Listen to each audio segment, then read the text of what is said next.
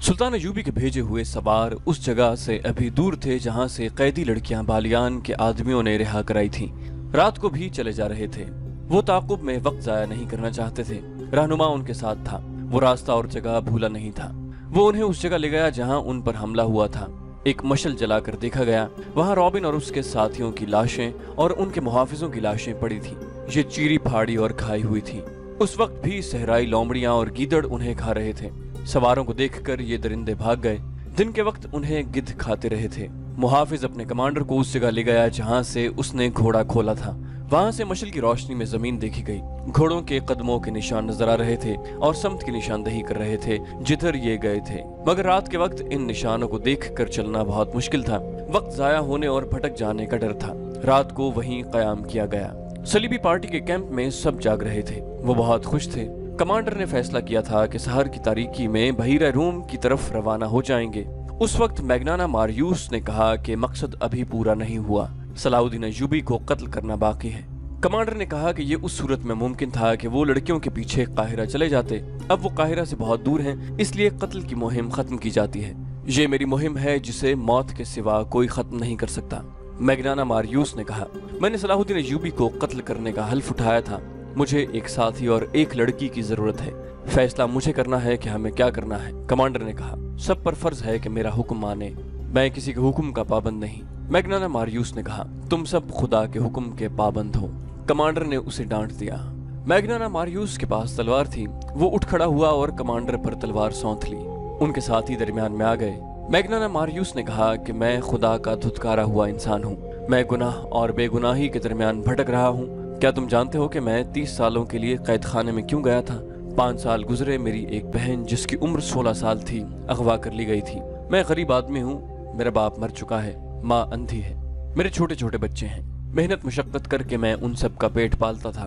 मैंने गिरजे में सलीब पर लटके हुए यसु मसीह के बुत से बहुत दफा पूछा कि मैं गरीब क्यों हूँ। मैंने कभी गुनाह नहीं किया। मैं दयानतदारी से इतनी मेहनत करता हूँ मगर मेरे कुंबे के पेट फिर भी खाली रहते हैं। मेरी माँ को खुदा ने क्यों अंधा किया है? यसु मसीह ने मुझे कोई जवाब नहीं दिया। और जब कंवारी बहन अगवा हो गई तो मैंने गिरजे में जाकर कंवारी मरियम की तस्वीर से पूछा कि मेरी कंवारी बहन के कंवारपन पर तुझे तरस क्यों नहीं आया? वो मासूम थी। उस पर खुदा ने यह जुल्म किया था कि उसे खूबसूरती दे दी थी। मुझे यसु मसीह ने भी कोई जवाब नहीं दिया। मुझे कंवारी मरियम ने भी कोई जवाब नहीं दिया। एक रोज मुझे एक बहुत ही अमीर आदमी के नौकर ने बताया कि तुम्हारी बहन उस अमीर आदमी के घर में है। वो अय्याश आदमी है, कंवारियों को अगवा करता है, थोड़े दिन उनके साथ खेलता है और उन्हें कहीं गायब कर देता है। लेकिन वो आदमी बादशाह के दरबार में बैठता है। लोग उसकी इज्जत करते हैं। बादशाह ने उसे रुतबे की तलवार दी है। गुनाहगार होते हुए खुदा उस पर खुश है। दुनिया का कानून उसके हाथ में खिलौना है। मैं उसके घर गया और अपनी बहन वापस मांगी। उसने मुझे धिक्के देकर अपने महल से निकाल दिया। मैं फिर गिरजे में गया। यसु मसीह के बुत और कंवारी मरियम की तस्वीर के आगे रोया। खुदा को पुकारा। मुझे किसी ने जवाब नहीं दिया। मैं गिरजे में अकेला था। पादरी आ गया। उसने मुझे डांट कर गिरजे से निकाल दिया। कहने लगा, यहाँ से 2 तस्वीरें चोरी हुई हैं, निकल जाओ वरना पुलिस के हवाले कर दूंगा। मैंने हैरान होकर उससे पूछा, क्या ये खुदा का घर नहीं? उसने जवाब दिया, तुम मुझसे पूछे बगैर खुदा के घर में कैसे आए? अगर गुनाहों की माफी मांगनी है तो मेरे पास आओ, अपना गुनाह बयान करो। मैं खुदा से कहूंगा कि तुम्हें बख्श दे। तुम खुदा से बराह रास्त कोई बात नहीं कर सकते। जाओ, निकल जाओ यहाँ से। और मेरे दोस्तों, मुझे खुदा के घर से निकाल दिया गया। वो ऐसे लहजे में बोल रहा था कि सब पर सन्नाटा तारी था। लड़कियों के आंसू निकल आए। सहरा की रात के सुकूत में उसकी बातों का तासुर सब पर तिलिस्म बनकर तारी हो गया। वो कह रहा था कि मैं पादरी को, यसु मसीह के बुत को, कंवारी मरियम की तस्वीर और उस खुदा को जो मुझे गिरजे में नजर नहीं आया, शक की नजरों से देखता निकल आया। घर गया तो अंधी माँ ने पूछा कि मेरी बच्ची आई या नहीं। मेरी बीवी ने पूछा, मेरे बच्चों ने पूछा। मैं भी बुत और तस्वीर की तरह चुप रहा।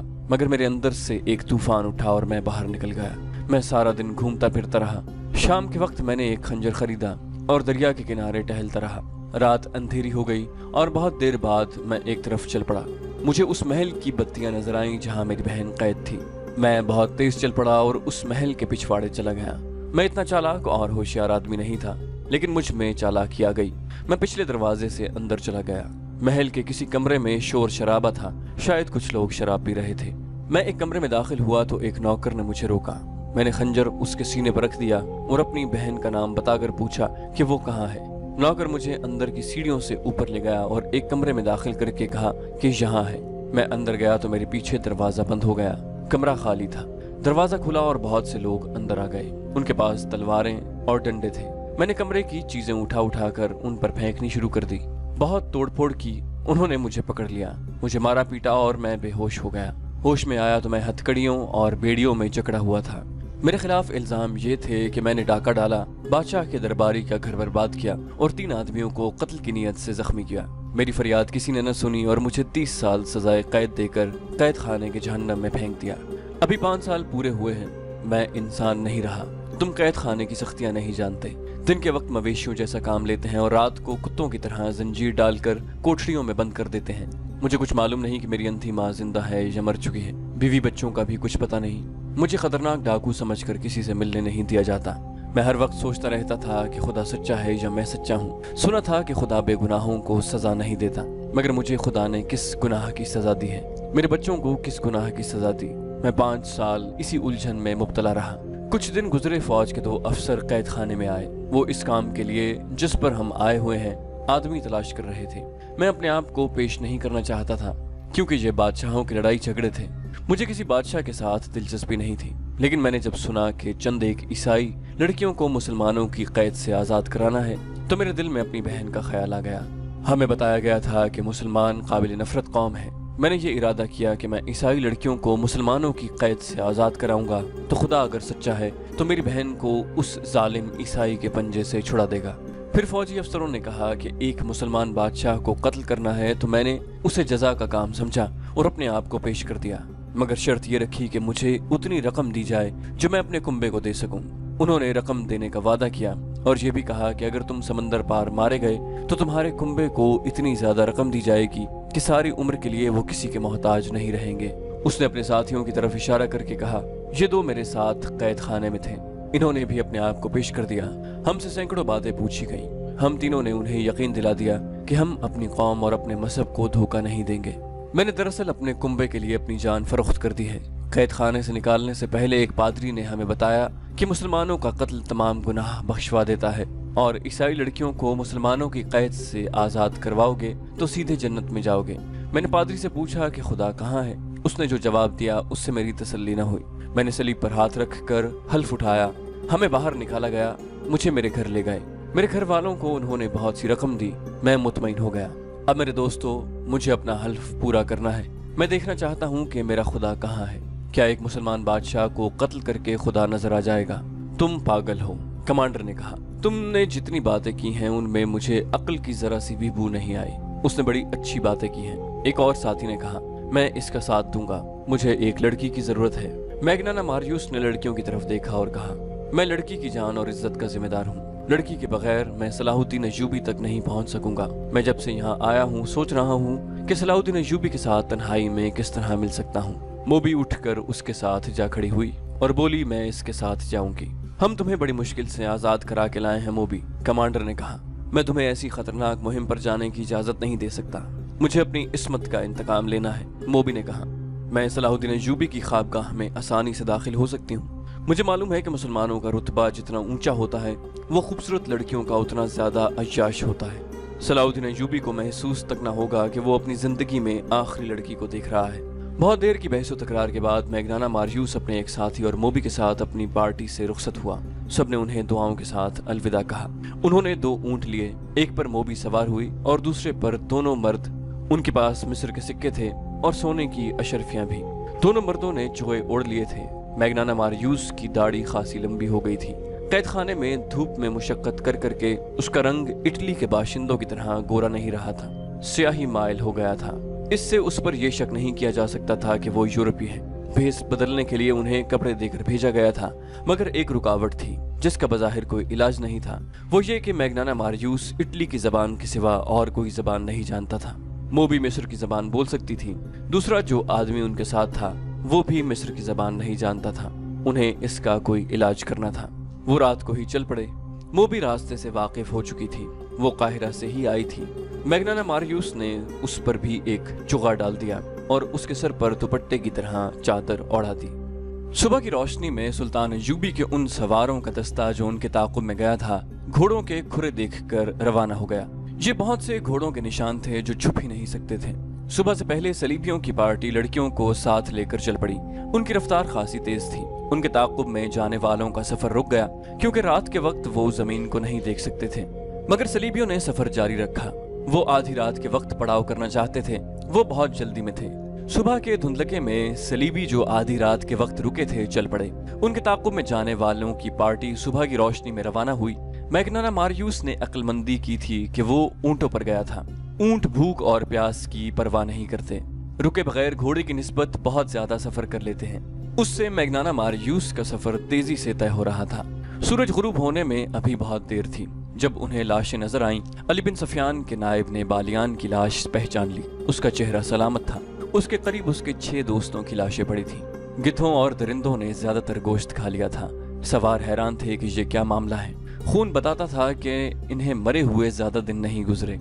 अगर ये बगावत की रात मरे होते तो खून का निशान न होता और उनकी सिर्फ हड्डियां रह जाती। ये एक मुहिम्मा था जिसे कोई न समझ सका। वहां से फिर घोड़ों के निशान चले। सवारों ने घोड़े दौड़ा दिए। निस्फ मील तक गए तो ऊंटों के पांव के निशान भी नजर आए। वो बढ़ते ही चले गए। सूरज गुरूब हुआ तो भी नहीं रुके क्योंकि अब मिट्टी के ऊंचे नीचे टीलों का इलाका शुरू हो गया था जिसमें एक रास्ता बल खाता हुआ गुजरता था। उसके अलावा वहां से गुजरने का और कोई रास्ता नहीं था। सलीबी उसी रास्ते से गुजरे थे और बहीरा रोम की तरफ चले जा रहे थे। टीलों का इलाका दूर तक फैला हुआ था। वहां से ताक़ुब करने वाले निकले तो रुक गए क्योंकि आगे रेतला मैदान था। सुबह के वक्त चले तो किसी ने कहा कि समंदर की हवा आने लगी है। समंदर दूर नहीं था मगर सलीबी अभी तक नजर नहीं आए थे।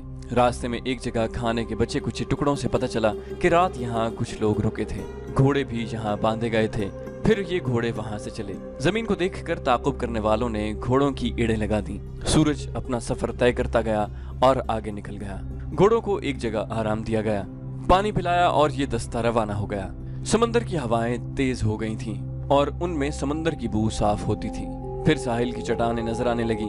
जमीन बता रही थी कि घोड़े आगे आगे जा रहे हैं और ये बेशुमार घोड़े हैं। साहिल की चट्टानें घोड़ों की रफ्तार से करीब आ रही थीं। ताक़ुब करने वालों को एक चट्टान पर 2 आदमी नजर आए। वो उस तरफ देख रहे थे। वो तेजी से समंदर की तरफ उतर गए। घोड़े और तेज हो गए। चट्टानों के करीब गए तो उन्हें घोड़े रोकने पड़े क्योंकि कई जगहों से चट्टानों के पीछे जाया जा सकता था। एक आदमी को चट्टान पर चढ़कर आगे देखने को भेजा गया। वो आदमी घोड़े से उतरकर दौड़ता गया और एक चट्टान पर चढ़ने लगा। ऊपर जाकर उसने लेटकर दूसरी तरफ देखा और पीछे हटाया। वहीं से उसने सवारों को इशारा किया कि पैदल आओ। सवार घोड़ों से उतरे और दौड़ते हुए चट्टान तक गए। सबसे पहले अली बिन सफियान का नायब ऊपर गया। उसने आगे देखा और दौड़कर नीचे उतरा। उसने अपने दस्ते को बखेर दिया और उन्हें मुख्तलिफ जगहों से जाने को कहा। दूसरी तरफ घोड़ों के हिनहिनाने की आवाजें आ रही थी। सलीबी वहां मौजूद थे। ये वो जगह थी जहां समंदर चट्टानों को काटकर अंदर आ जाता था। उस पार्टी ने अपनी कश्ती वहां बांधी थी। वो घोड़ों से उतरकर कश्ती में सवार हो रहे थे। कश्ती बहुत बड़ी थी। लड़कियां कश्ती में सवार हो चुकी थी। घोड़े छोड़ दिए गए थे। अचानक उन पर तीर बरसने लगे। तमाम को हलाक नहीं करना था, उन्हें जिंदा पकड़ना था। बहुत से कश्ती में कूद गए और कश्ती के चप्पू मारने लगे। पीछे जो रह गए थे वो तीरों का निशाना बन गए थे। कश्ती में जाने वालों को ललकारा गया मगर वो न रुके। वहां समंदर गहरा था। कश्ती आहिस्ता आहिस्ता आगे जा रही थी। इधर से इशारे पर तीरंदाजों ने कश्ती पर तीर बरसा दिए। चप्पुओं की हरकत बंद हो गई। तीरों की दूसरी बाढ़ गई, फिर तीसरी और चौथी बाढ़ लाशों में पैवस्त हो गई। उनमें अब कोई भी जिंदा न रहा। कश्ती वहीं डोलने लगी। समंदर की मौजें साहिल की तरफ आईं और चट्टानों से टकराकर वापस चली जाती थी। जरा सी देर में कश्ती साहिल पर वापस आ गई। सवारों ने नीचे जाकर कश्ती पकड़ ली। वहां सिर्फ लाशें थीं। लड़कियां भी मर चुकी थीं। बाज को 2-2 तीर लगे थे। कश्ती को बांध दिया गया और सवारों का दस्ता महाज की तरफ रवाना हो गया। कैंप दूर नहीं था।